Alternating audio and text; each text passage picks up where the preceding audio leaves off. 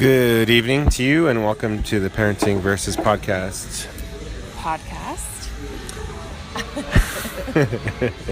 We get so giggly when we do that. I just feel so weird, like, I don't know. I'm like, how am I going to say podcast tonight? Should I say le podcast? Or should I say podcast? Or should I just be like, podcast? You should growl, podcast. Podcast. You should do it in a T-Rex voice like Luke does. Podcast. Podcast. That's how Luke does it. Yeah. So many choices. Yeah. So many choices. So this is the night we should have been at the King's Kaleidoscope concert, but it's the disappointment version because that's exciting. Like, people are really going to want to listen to that. So Wah, wah. I This is the Debbie Downer version. Yeah, I teach, and everybody knows teachers don't get paid a lot of money, but I also do drafting for my dad on the side, and my dad paid me, gave me an advance of $100 tonight to go to this concert. And I'm not getting verklempt or anything. I just have something in my throat like a frog. Oh, okay. You touching your throat? I'm like, are you dying? Are you choking? So my dad gave me $100 or whatever to go to the concert, and me and Lindsay go to a local brewery, and we order restaurant. Really. It's called B2B. They're pretty good. Yeah, it's all local. And the thing I like about them, though, just shout out B2B, Albuquerque, is that they give part of their profits for everything you buy, like dinner or whatever, to local businesses and charities. So that's a nice thing. I really do like that. I think it's a good concept. Yeah. So we went there for a couple beers. A couple beers turned into 4 beers. And no, then not even. Well, between the two of us. Between the two of us, yeah. I was gonna say, whoa. And so we had 2 each, and then we bought one of their burgers, which is really good, and we bought one of their appetizers. It was fried green beans, which was really good too. But then we got the bill, and it was $50. So I'm like, oh crap. Meanwhile, I don't know this. I'm oblivious. Yeah. Meanwhile, Lindsay doesn't know it, and we can't afford to go to the King's Kaleidoscope show. Well, but to be fair though, I honestly, $30 for a King's Kaleidoscope concert at the Logo Theater seems kind of a lot to me. That seems a little pricey. Yeah. I could see 15, I could see 20 even, but 30 seems pretty high. Yeah. For a Christian concert at the Logo Theater. I'm like, I don't know, guys. Yeah, I gotcha. I was just a little bit disappointed. Maybe I'm disappointed in Calvary because they own the Lobo Theater. Maybe they're trying. I'm gonna pretend in my head. Do you guys have benevolence tickets, Calvary? Yeah, I'm gonna pretend in my head it's all Calvary's fault. Okay, does that make you feel better? It does. Well, you know what's funny is we went in because we were just curious to see if there was maybe discount tickets or since the show had already started, maybe they'd cut us a deal because we're whatever we're wheelers and dealers sometimes. So we went in to find out, and the guy selling the tickets looked at Lorenzo and he's like, "Hey, I know you." And we're looking at each other I was like, "No, does he know you? Who is he? Who is this man? Who is this Calvary chic man that knows me?" He was super Calvary chic, definitely. Tight black t-shirt. He had the Calvary swoop with the hair. Mm-hmm. The Italian leather shoes. Definitely. Lots of turquoise. Lots of turquoise, yeah. I'm sorry. I mean, I don't know if he'll ever listen, but I remember him in high school, and he was really cool. His name was Guy. But there's definitely a Calvary look.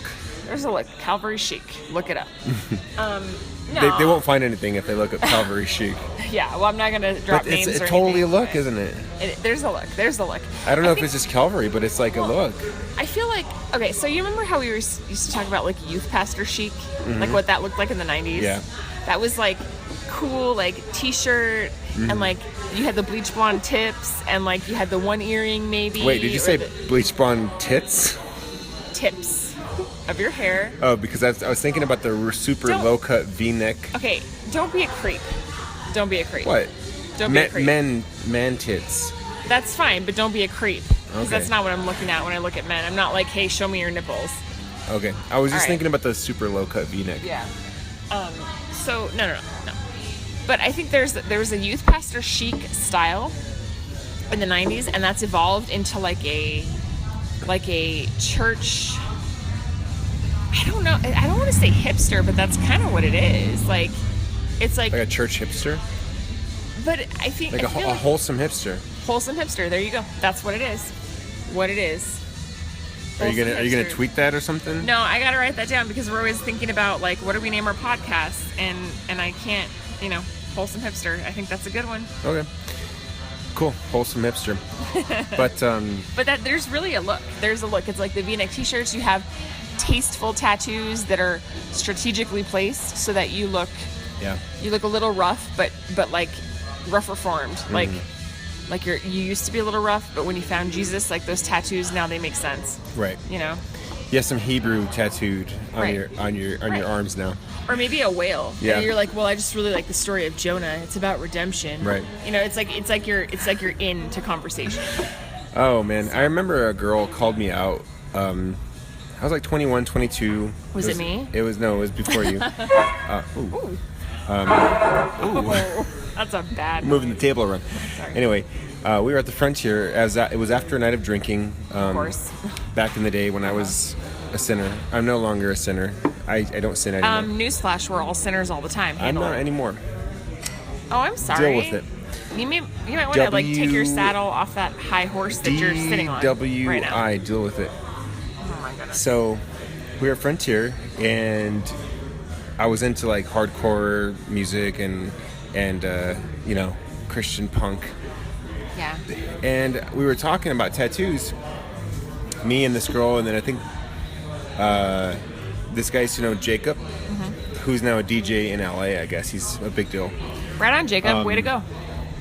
But he was a Jew. And Jacob the Jew DJ? Yeah. We used to call him Jacobo. Jacobo the Jew. Jacobo. Good for you, Jacobo.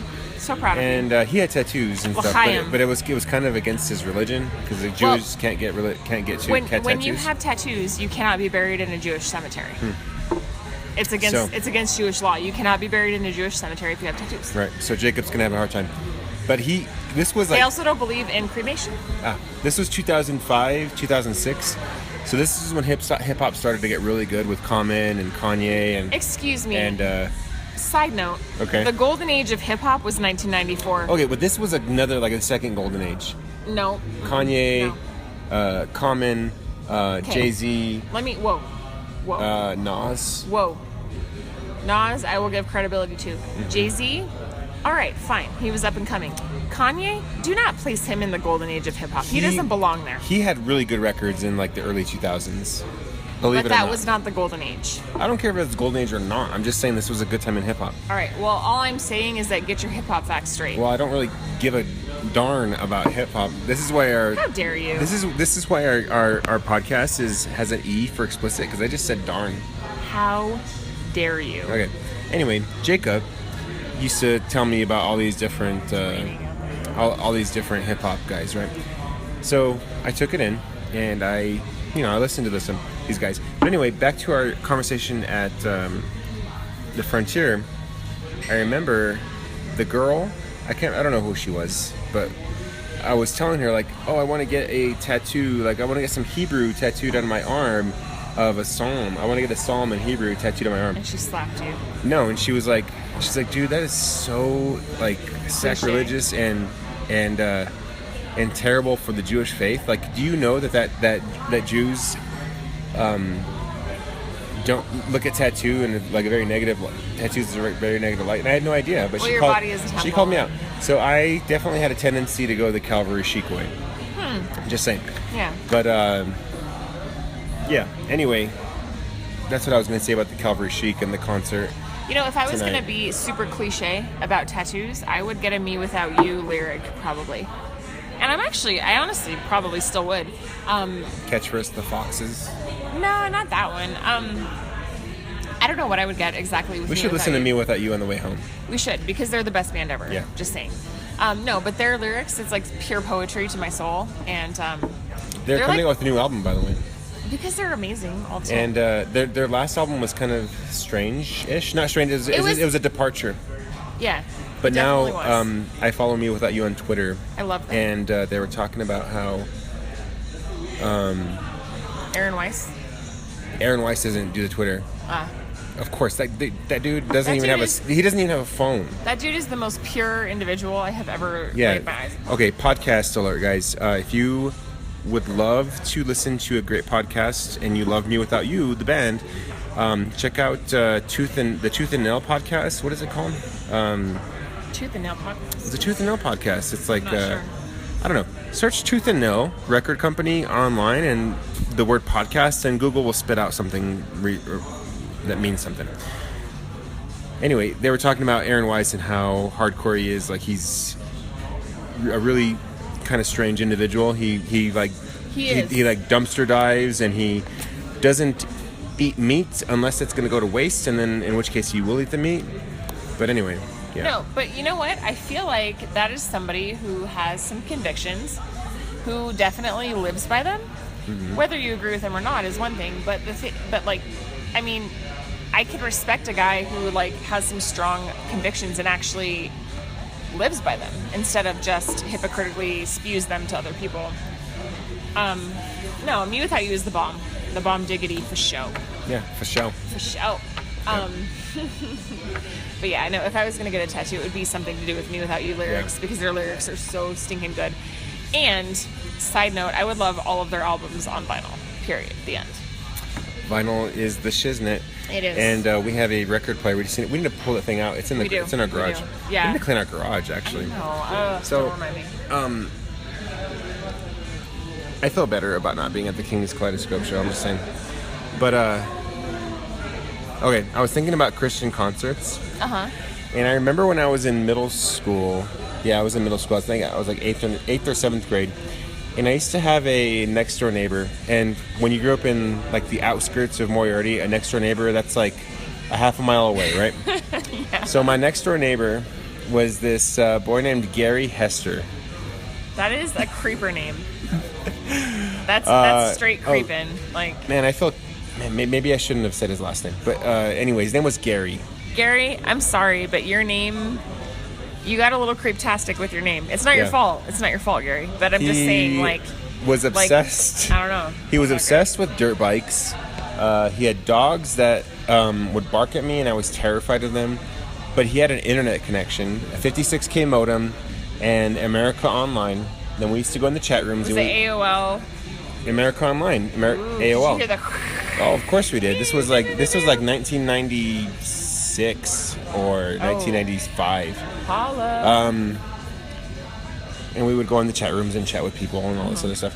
But anyway, I remember one time. So I grew up in a very evangelical setting. I remember, and he wasn't a Christian, or at least he was, but they didn't go to church. Gary, do you resent your parents because they made you a heathen? Yeah. Sorry, Gary. I liked hanging out with Gary. His big sister married a guy. Oh. And they had this huge RV, like a fifth wheel, like kind of like your parents' fifth wheel, like on their property, and they had like a video game system in there, and Gary had his own little camper in the backyard too, where we would play video games. And Gary, you were a straight baller. Yeah, he had a Sega Saturn. I don't even know what that means. Yeah, it was awesome. Like, you don't know what Sega Saturn is? I have no idea what that is. Look up Sega Saturn World. If you have not heard of a Sega Saturn, he had one. He had Tomb Raider. Tomb Raider was on the Sega Saturn. Oh my gosh, Lara Croft. Okay. Yes. You do realize that my parents did not let us have Nintendo growing up or cable, right? I do realize that. So, like, I feel like part of my pendulum rebellion was because I didn't have Nintendo or cable growing up. And I was like, look, Mom and Dad, no Nintendo, this is going to go wrong. Video games are stinking awesome, by the way. I love them. I had a speak and spell one time. Good for you. Speak and spell like the devil? Like, have you ever seen that? No, they were like those little red things. You know what I'm I had about? one of those. Speak and say it, they're like, spell, I had dog. I had a hand-me-down like, from... I had a hand-me-down from my cousin Juan. Yeah, well, I mastered that speak and spell, and I think I might be a little smarter because of it. But my dad used to tell me, this is so funny, I used to be really good at spelling as a kid. I don't know why, but I've always been really good at spelling. And my dad used to tell me if I could spell Gewürztraminer, it's a German type of grape, because my dad was in the wine business. Gewürztraminer. E. Nope, wrong already. Okay, whatever. He used to tell me when I was like 9 years old, if I could spell Gewürztraminer, he'd give me $20. And when you're 9, that is a boatload of money. So we could have used $20 tonight to go to a King's Kaleidoscope show. I know, and I still can't spell Gewürztraminer. I might be able to. But yeah, so my dad was in the wine business. So he always say, if you can spell Gewürztraminer, I'll give you $20. That was the hardest word. And I used to practice, but like he would give me $1. Like for my spelling tests, whenever I would get like, I think I had to get like 8 out of 10 on my spelling test, he'd give me some money. That's the great motivator for me. Yeah. Give dollar me money bills, and I'll spell words all damn day. I can spell anything you want. Give me that money. Give me that paper. Yeah. So that's awesome. I was a straight spelling bee baller. You know. Nice. Mad spelling cash. Yeah. So I told Gary, since Gary wasn't a Christian, my aunt, I think it was my aunt who told me that there's going to be a rap concert in Santa Fe, right? Was it DC Talk? It was not DC Talk, but it was definitely a Christian rapper. Did you know that when DC Talks is a serious thing? Yeah. Okay. I did know that, and it's not so serious. I have a DC Talk story when you're done, by the way. Okay, cool. So, might have been one of my aunts or something. There was a concert that was happening at the Potter's House in Santa Fe, right? And if you don't know what the Potter's House is, just Google it. Don't go there, though. This is like a whole podcast But talking don't about go the there. Potter's But don't go there. House. Yeah, don't go there. Okay, Lindsay's pausing to read a text message. Let's wait. It's from my mom. Would you calm down? Okay. This is serious. It's from my mom. Okay. We can take a pause from my mom. Okay, Keep let's talking. take a pause. I can listen and I can... Let's take a pause. Thanks, honey. I appreciate the offer. I just want it to be really special and memorable. My cousin Nancy and Willie, her husband, get here next Friday. Ryan and Steph will get here midweek. I am going to have all the food catered from Quarters. Yes! My mom is getting barbecue for my Yum. Nana's 80th I can adhere to my diet, Yes! even though I didn't at all tonight. Mama Freeman for the win. So, Gary wasn't a Christian, and so I found this opportunity. I'm gonna invite him to this Christian rap concert, right? To show him how cool Christians can be, really, right. for sure. So I invited him, and he asked his mom, and I had to wait. I think I had to wait like a whole day for his mom to agree, because we had to go in a van. Oh, we went with my friend, my friend Josh and his dad. We rode in his big truck. It was like a 4-door, like F-250 truck. As like our 2-year-old would say, a big truck. A big truck. A big truck. He says cuck. Big cuck.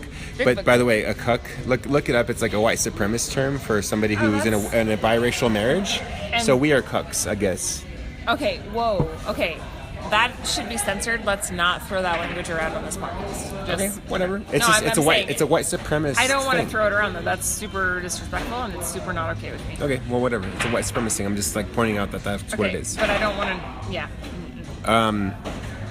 So we drove in the truck, and I remember Gary brought his game gear. If you want to know what a game gear is, look it up. It's awesome. I know what it is. But okay, to the point. I'm not we Amish. got to Santa Fe, and I'm not even joking. The rap band, they played 2 songs, and then for the next hour and a half, they preached at all these youth group kids, and they preached and they preached and they preached, and then finally at the end they had an altar call, and I felt so bad for Gary because I invited him to this what I thought was going to be a concert. Ended up being this huge service, and they were just totally just telling everybody how awful they are and how badly they needed Jesus and all this other stuff. Hip hop is the devil, but they play. I don't think they think hip hop is the devil, but I just think they found it as an in, right? Yeah. Everybody knows that you're gonna invite your friend to a concert, right? And you're gonna come and you're gonna get preached at. I just thought I just felt so bad for Gary because Gary was excited. He got dressed up. He got his. I remember he got his. He was kind of cowboyish, you know what I mean? Oh, he had his Wrangler jeans and his pearl button snapped long sleeve shirt was tucked in, little cowboy hat, and he was super excited for this concert. And I remember him thinking why are they preaching at me right now? Dude, I feel bad for Gary because that would be a super confusing time. Yeah, it was confusing to me. Yeah. I was this was supposed to be a concert, and where they played two songs, and the rest of the time was just preaching. But anyway. I hope that's not the King's Kaleidoscope show tonight, which I don't think it is going to be. For $30, it better not be. Better not be. But you know what? Propaganda opened for them, and Propaganda is pretty great. Yeah. So, if you don't know him, check him out. He's pretty amazing. Yeah. So let me just sidetrack that with a story about DC Talk. Okay, go for it. That was my first concert that I ever went to. I was 12, right? So it was DC Talk. I think it was the Jesus Freak album that had just come out. And I went with my youth group. My buddy Andrew, who I've known forever, was there, and a couple other kids from my youth group. My friend Aaron. We all grew up together, so we all went together. It was a concert, but then at the church that it was at, it was a lock-in, so it was an all-nighter, right? It was like an all-night thing. Brought our sleeping bags, put them up, like we had movies, like there was food and there was games and all this stuff going on afterwards. It was like a straight lock-in. Andrew was my first boyfriend, so I was 12. And I remember feeling really weird about that. So we went to this DC Talk concert, went to the whole concert, and I remember thinking, like, I don't know, like, I want to hang out with my friends, but my boyfriend's here. I got to break up with him. I got to let it go. You broke up with Andrew? I broke up with him in 6th grade at a DC Talk concert. I could not imagine Andrew being at a DC Talk concert. It's weird, isn't it? It is really weird. Yeah, well, we used to all go to the same youth group. Me and then Andrew and this guy Darian Ayler, who just had a baby. Congratulations, by the way, Camp Ayler. They live in Brooklyn, so, congratulations. Your baby's adorable, by the way, because I see him on Instagram. Brooklyn, New York? Yes. And they have babies. They have a baby, and he is so cute. And then, and Darian, actually, it's funny because I've known Darian for a while too. We all used to go to this thing in elementary school called Lunch Bunch. It was like our moms put together this thing where once a month we would go have lunch at someone's house and do like a Bible study. So it was me and Andrew and Darian and this guy Nick Derringer and then Aaron Heineman and a couple other people. But yeah, so they were all there. And I broke up with Andrew during the lock-in in 6th grade after a DC Talk concert because I wanted to hang out with my friends and I didn't want to have to hold his hand. There's that hand-holding thing again. I was super weird about holding people's hands in middle school. Were you? Yes. I just did not like it. I felt so awkward. I just remember, like, he wanted to hold my hand and I felt like I was going to throw up. I immediately went to a South Park where like Butters or something gets his hand held or something and then he starts throwing up. I don't know. Seriously. No, when I was like 12, I was the first one of my friends to have a boyfriend. I was the first one to have like my first kiss, like before my friends. So it was always like I was the first one to like venture into this territory, right? Lindsay found out like last week that my first kiss happened when I was 21. Yeah. It's cute. And it was 12 for you. My first French kiss, I was like 14. So okay. Behind a bowling alley. I was 21 in classy. Maloney's with a bunch of drunk frat people. Maloney's sexy. Yeah, I was behind a bowling alley, and then he cheated on me with Liz Campana. Whatever. I broke up with him before the Valentine's Day dance. Yeah. It was not a good week for him. Yeah.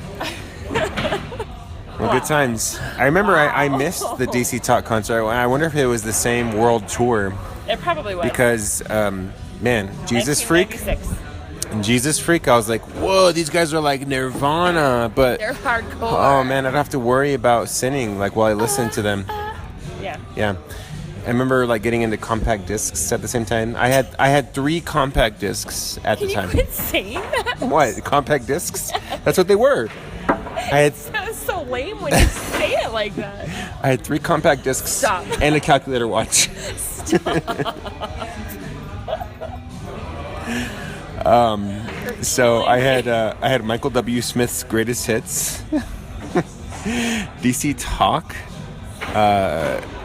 Jesus Freak, and then I think I had one more. Oh, Harry Connick Jr. 11. It's a bunch of songs that Harry Connick Jr. played when he was 11. A bunch of jazz songs, and they were really good actually. I literally did not even know that existed. Yeah. So. Do you know what I had? What? DC Talk. Mm-hmm. No Doubt. Mm-hmm. Bush. Mm-hmm. And Everclear. Yeah. Yeah. Yeah. Everclear is still one of my like secret favorite bands. I love Everclear. They suck now, but their old stuff is legit. That's like music for my adolescence. Yeah. That's like growing up on the West Coast. How does the beginning of that song go? You never think. No, it's. Now I have to think about it. I love that song anyway. Yeah. I will buy you a new car. Yeah. Perfect shining. Yeah. I met Art Alexakis once. Really? Was he a jerk? He was kind of an a-hole. He lives in Portland. He was at this like Democratic Party like convention. Not convention, but it was like a Democratic rally thing that I went to in college, and he spoke, and it was a good speech, but like he was like, I don't want to sign autographs, I'm not here for that. And you're like, dude, but you're a celebrity and you showed up for politics, like everybody's gonna want an autograph, like let's be honest, you know? Yeah. So I don't know, that was kind of the deal. Yeah, do you want another one or? I'm good for now. I'll get another Dr. Strange. What was the tap name?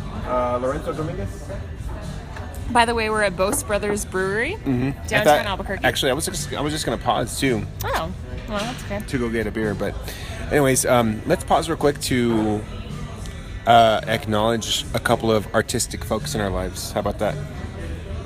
Catch me outside. How about that? Do you realize our 5-year-old said that the other day, and I was like, don't ever say that again. Luke told me, he told Riley, don't do that to Jujubee, otherwise Dad will get pissed off. Is that what he said? He said that. Oh my gosh. And at first I was like, whoa. Anyway. So, wow. So creative folks, the music for our podcast is Jeff O'Midveron. Look him up. He's an amazing musician. He also has a band called Haya. H-Y-A-A. H-Y-A. No, H-Y-A. H-Y-A. H-I-Y-A. H-I-Y-A. They're very folky. Jeff played the banjo and guitar, really, really cool. But Jeff O'Midveron is just his personal, like, just music, and he does a lot of synthesizer, a lot of guitar. Cheers. Thank you. So there's that. And also, Lindsay's brother, Ryan Freeman, check out his website, ryanpfreeman.com. So I have to tell you, I was talking to him actually the other day. He is going to release an illustrated version of one of his books with all illustrations on Halloween. Oh, cool. So it's going to be awesome. And then there's another couple books coming out very soon for release dates. Yeah. There's going to be the prequel to a few of the stories that you've already read, Rainspell and The Grey Isle. And he is on a roll. He is on a freaking roll with his books. And actually, my brother is going to be here next week. I'm super excited. It's my grandma's 80th birthday. We might have him on the podcast even. We are going to have him on the podcast. I told him already. It's a done deal. So we're going to have him on the podcast. We're going to ask him a few questions. We're going to get to know who he is and why his books are fun and why you should read them. Yeah. And also, he's kind of a weirdo. So I'm excited to pick his brain, even though we grew up together. Yeah. We shared a womb. I mean, we didn't share it, but like we rented it, you know. You rented it. Leased it. I leased it first. Yeah. So I teach science, but I'm starting to get really excited about literacy. I'm taking a class about books, and this teacher that teaches the class, she's super excited about books, and she brought in the whole series of the Chronicles of Narnia. Yeah. And she knows everything about Clive Staples Lewis front and back. She knows about his backstory, his front story, everything about his faith, all of this. And then we were reading snippets of different books in the series, and we had to pick up a book and read it from the class. I picked The Voyage of the Dawn Treader, and I read this book, and there was the description of the sea serpent, and it was awesome. It was amazing. But yeah, guys, check out Ryan's stuff. I was talking about Lion, the Witch, and the Wardrobe and stuff because he writes fantasy, that style of stuff. He has a way with words, and actually one of my students, I told her that my brother-in-law is an author because she was reading The Lion and the Witch and the Wardrobe, like the Chronicles of Narnia series. And I was like, hey, do you like fantasy? And she's like, yeah, I love it. She reads all the time. I can't keep her attention in class. I can, but if her attention ever drifts, she's got her nose in a book. And I'm like, can you please get your nose out of that book and pay attention to science? But at the end of the class, I was like, hey, I noticed you're reading some fantasy. My brother-in-law writes books. Would you like to read his book? She's like, yes, I would love to. Can I borrow his book? And I was like, yeah, I'll let you borrow his book. You can borrow the book. Just make sure I get it back because this is my only copy. So she's going to read Ryan's book. She'll probably finish it like in a couple Did you give days. it to her? Not yet. I'll give it to her next week because I see her on Monday. But yeah, so anyways, that was a long commercial, but check out Ryan's stuff. I think it's fun because I love supporting my brother. He has had this dream forever to write a book, and I've watched him go through some highs and some lows and like serious struggles to get this book written. I've seen him really work and really put in the effort and the time and the energy, and it is not easy. A lot of people think you just sit down and like start writing and it's like, oh, I have a book now. It's not that easy. And like, I've watched him do his thing. I've admired his passion and his diligence. Mm-hmm. So I'm really excited. I cannot wait. I cannot wait for the illustrated version. Like, honestly, I think his illustrator is a student in Italy. She's an art student. I would have to double check on that. But if it is who I think it is, the art is amazing. She's very talented, very incredible artist. So that's going to be awesome. And, you know, I don't know. It's crazy. Like, this kind of makes me feel like I want to just advocate for people to live their passions. You know, I feel like we don't say that enough in this society. Like, there's so many people, and I'm sorry if this is a tangent, but this is just how I've been thinking lately. Mm-hmm. There are so many people that go to work every day. They do it for like $1 bill. They do it for the money, but they hate their jobs. There's no passion there. They are literally a slave to their income because they want money. Yeah. I can tell you from experience and from life that you will be a lot happier living your passion and being slightly more broke than just going to work for money. Like, I've really given this a lot of thought lately. Really? Yeah, like today. Do you hate your job? No, I love my job. And that's the crazy thing is I was sitting at my desk today and I was looking at my office and I was like appreciating everything that I have. I was like, you know, I have a huge office for just me. It's huge. I have this giant window. It's a giant window. I can see outside all the time. It's a corner office. I literally have a little like light in there so I can make it kind of cozy if I want to. I can come and go as I please. I can shut the doors. I can open the doors. People work their entire lives to have that kind of peace when they go to their job. Yes, I work a nonprofit. Yes, it doesn't pay a lot. Yes, there's no insurance. Who cares? Honestly, like I get to work my passion and live my passion every single day, and I have an amazing office to boot. Like, what's to boot mean? To boot, like it's like all that in a bag of chips. Like it's like just another perk. It's like one more thing that's awesome. And I'm so grateful because I realize that there are a lot of people that go to work in cubicles where they sit for 8 hours a day in this tiny little cubicle in front of a screen. They have no scenery. They have no personal space. They have no say in how their day goes. And I am allowed freedom. I am allowed flexibility. I am allowed to be creative and to be inspired and to speak freely and to collaborate with my coworkers. Mm-hmm. And that's a luxury. That's something that not a lot of people have. Right. You know, so yes, the trade-off is that I work nonprofit and it's not super like profitable in terms of money, but the satisfaction that I get from my job is like a bonus. Yeah. So I don't know. I'm sorry if that's a random tangent, but I was really thinking about that today. Yeah. So. No, totally. I completely agree with you because I was in a cubicle. I was, you know, trying to climb the corporate ladder, and I interviewed and I tried and I tried and I tried. And I was making okay money, you know, right when Luke was born, but I was miserable. And we never saw you. Yeah. You were never home. Do you Right. realize that? The money was great, the benefits were great, but the trade-off is that we never saw you. Right. And now I'm teaching, and I did take a little bit of a pay cut, and the benefits aren't as great. Like the benefits, the quote-unquote benefits, but oh my gosh, like the benefits of teaching. I don't know. I love it. And I've tried to run away from teaching because like I feel like it's like I don't know. I want to feel like sometimes I feel like I'm teaching because that's all I can do. That's not true. But teaching is a calling, and not everybody can do that. Right. But I think people forget that not everybody can do that. It is Right. definitely a gift. Yeah. But I get to talk about awesome things. I teach biology, and I get to talk about photosynthesis. I get genuinely excited about photosynthesis. All right. Side note. I have literally like brought you coffee, and I will sneak into your little like hallway, and I can hear you talking, and you don't know I'm there, right? Yeah. And I'm bringing you coffee, and I can hear you talking to the students, and it's amazing because I can tell, I can feel your enthusiasm. Yeah. Like, I'll kind of like sit and I know this is weird probably, but like I will sit and listen to you for a few minutes before I actually go in and make my presence known, right? Really? Yes. I didn't know that. Well, now you do.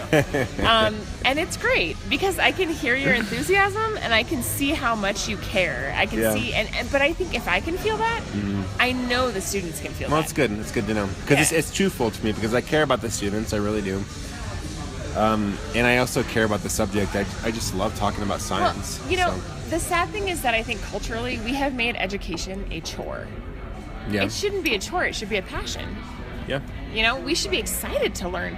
We have these brains. We only use, 6% of them? We have the ability to learn so much and to do so much with what we learn, and yet we make it feel like a chore to educate ourselves, when really it's privilege. Yeah. Okay, so I was in Mexico when I was 20. I took a bus. My mom was not happy with me. I took a bus from Tucson, Arizona, down through Nogales, all the way down almost to Mazatlan, Mexico, by myself. Well, I had a friend with me, but she freaked out and left the next day. She turned around and got back on the bus and left me in the middle of Mexico with no communication. Whatever. The internet was pretty shoddy. I had no cell service, so my mom was like really worried about me. But I taught English at this Christian orphanage, right, for like a summer, for like 3 months.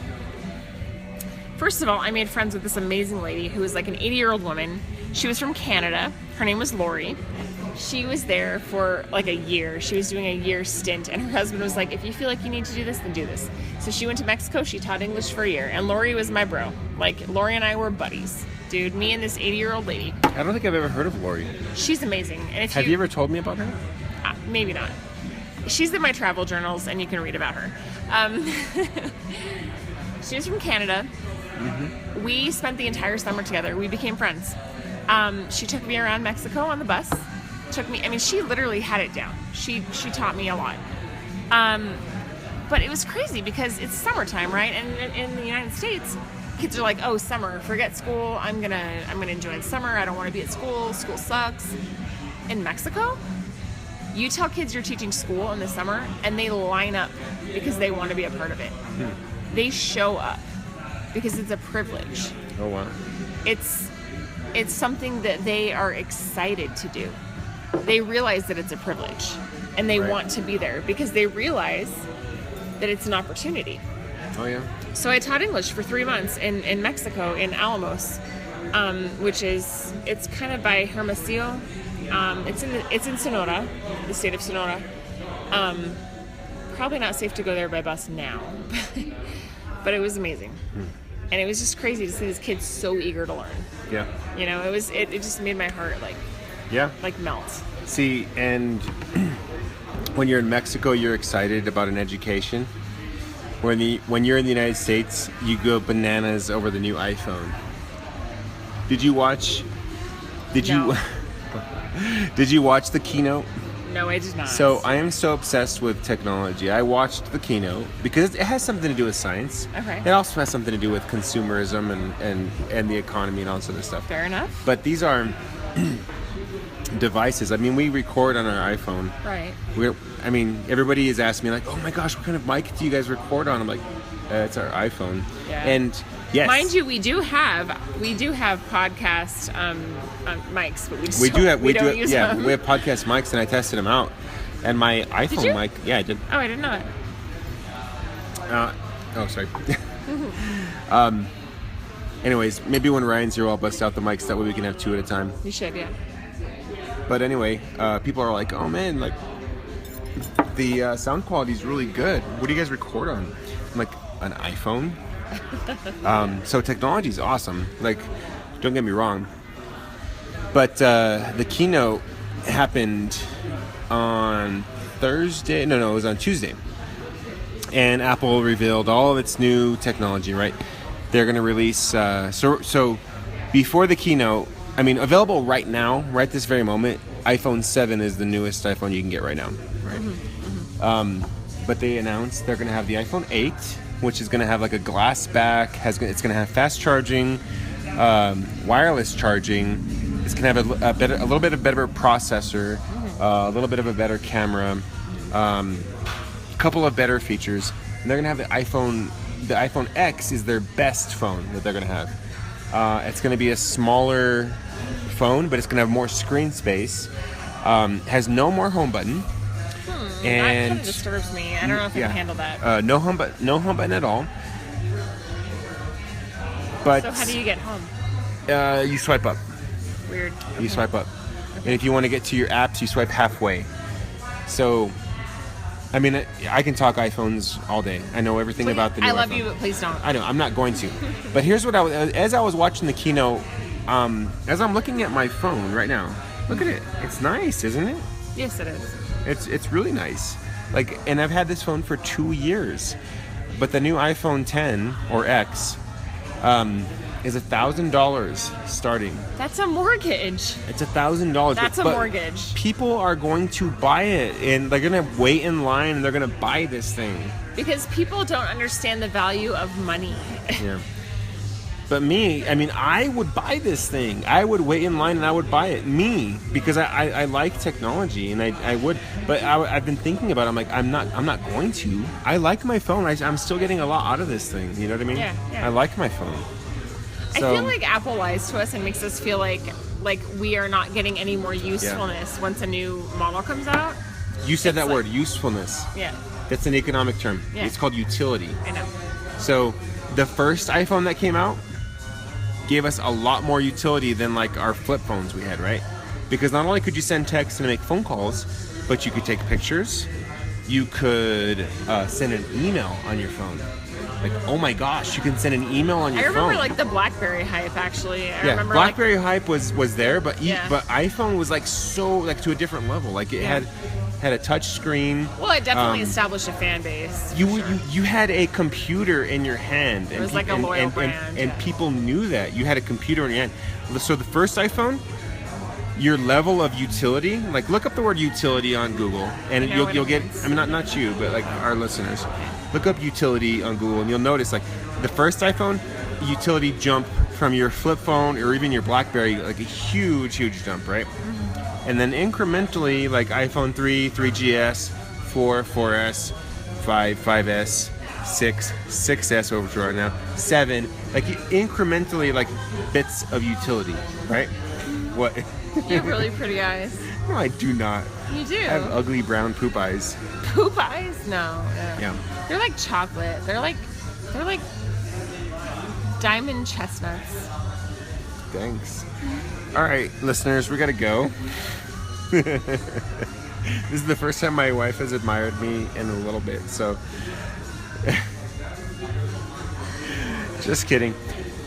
Talk nerdy to me. Okay, I will. So when they announced the iPhone X, I'm like, oh my gosh. No, I wasn't serious. Okay, I will. I will continue to talk though. So when they announced the iPhone 10 or X, whatever it is, I'm like, this is not that much better than my iPhone 6S. Like, it seriously is not. Like, how much better can a display get? How much better can a camera get? How much, like, better can your microphone get or your whatever else? You know what I mean? Like, I don't think that the iPhone is going to be that much better. But still, part of me is like, man, maybe I should get one. Maybe I should spend $1,000 because I don't have a new car, or you know what I mean? I'm such a consumer, but I'm trying to resist that. Like, I'm trying to take more of an Aaron Weiss approach to things. So, anyways, but thanks for admiring my eyes. Nobody ever tells you that you have nice eyes when you have brown eyes. Well, can I just tell you? Well, no, that's not true. You have beautiful eyes, and you gave our babies some of those eyes. Yeah. And Juliet's eyes are kind of different, though. I feel like Juliet's eyes are a good mix between yours and mine. She has a little bit of a lighter eye. Did you want another beer? Yeah, I saw you looking at the menu. No, I was actually thinking about going to Sister Bar because they have an amazing aura about them. and Yeah. everything.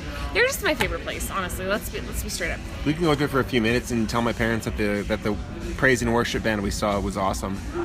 Or you could just be honest and say we didn't go. But yeah, I think it's probably time to sign off. Let's go to Sister. Let's check that scene out. Well, before we sign off, let's talk about one more thing. Oh wow, okay. I wanted to talk about mega churches.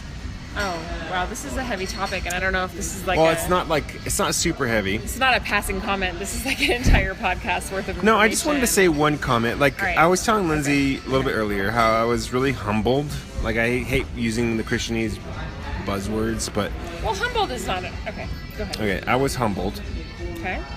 But so I work at a school here in town. It's an inner city school, and I tend to bash mega churches because I just don't like them. Like, I don't know, I just don't. I'm sorry. Well, there's a lot to criticize there. Yeah. And I'm going to try to make this fast, but Okay. there's a church in town that is a mega church, and without Trying to figure out what Kid Rock is doing out here. he's chilling. Okay. He's a Trump supporter. It's all good. All right. But a mega church in town has decided to donate all of the tailgating food for our homecoming. And the school that I work at is it's in the quote unquote war zone of Albuquerque. So it's like the very poor neighborhood. There's a lot of crime, a lot of gangs, a lot of drugs. Yeah. So they have taken it upon themselves to like provide food. They bought hundreds of tickets for our homecoming game. All the proceeds to those tickets are gonna go back to the high school. They're making T-shirts. That's and, awesome. and they don't want anything in return for it. And I felt super humbled. I'm like, man, this is a mega church and they're doing all this good stuff. Like, I felt so humbled, but I also felt so grateful for that church. But you know what a redeeming feeling and quality to know that there are mega churches out there that are actually pulling their weight. Yeah. And they're not sitting there trying to take credit. Like, they're just trying to contribute to the community. Right. And that's all they wanted to do. That's awesome. Is they wanted to contribute to the community. I felt so Dude, I could good get so about down with that. I could yeah, get I'm so so down with happy that, about for that. sure. And like, man, kudos. I mean, should I name the church or not really? Go for it. I think okay. you give credit where credit is due. Yeah.